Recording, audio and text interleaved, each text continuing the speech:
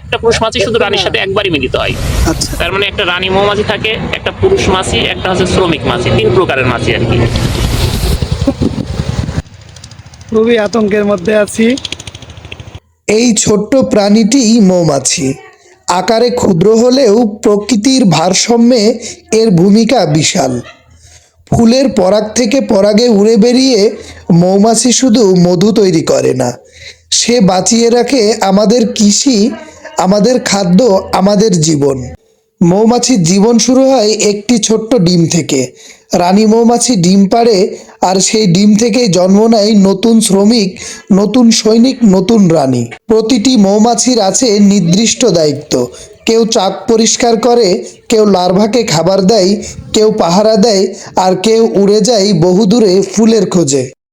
মৌমাছি মৌমাছি কোথা যাও নাচি নাচি, একবার দাঁড়াও না ভাই।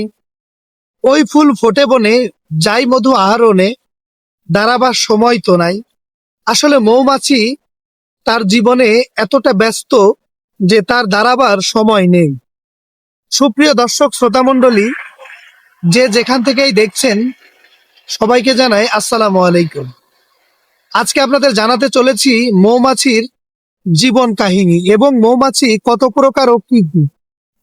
প্রকৃতি আর মানুষের সম্পর্ক শুরু হয়েছিল বহু আগে, যখন সভ্যতার নামও ছিল না। তখন ছিল ফুল, ছিল মৌমাছি, আর ছিল মধু। প্রাচীন মানুষ বনে জঙ্গলে ঘুরে, গাছের ডালে, পাহাড়ের গুহায় জীবনের ঝুঁকি নিয়ে মধু সংগ্রহ করত। পাথরের দেয়ালে আঁকা সেই দৃশ্যগুলো আজও বলে মধু ছিল মানুষের প্রথম প্রাকৃতিক মিষ্টি।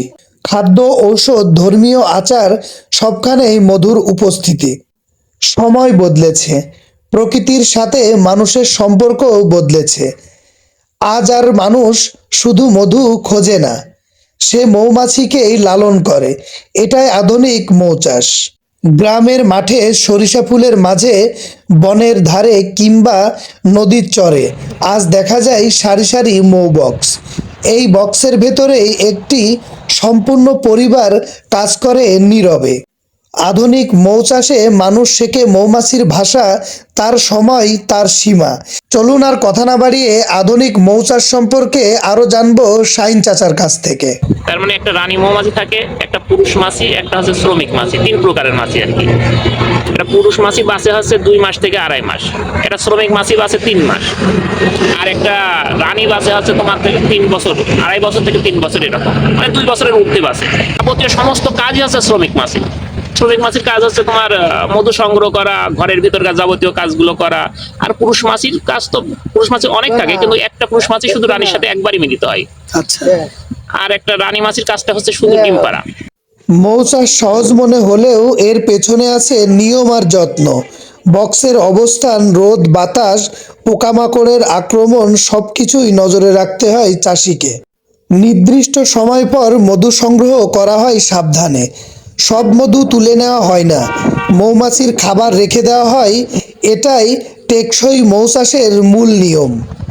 এই চাষে বড় জমি লাগে না, অল্প পুঁজি আর ধৈর্য থাকলেই শুরু করা যায়। তাই অনেক তরুণ এখন মৌচাষে নিজের পেশা হিসেবে বেছে নিয়েছে। খুবই আতঙ্কিত একটি অবস্থা। চারপাশে মৌমাছি দেখতে পাচ্ছেন আপনারা অলরেডি। মৌমাছি একটি ছোট্ট প্রাণী। নবকৃষ্ণ ভট্টাচার্যের ছড়াতে সে হয়ে উঠেছে কর্ম, শৃঙ্খলা আর জীবনের প্রতীক। মৌমাছি মৌমাছি কোথা যাও নাচি নাচি, একবার দাঁড়াও না ভাই।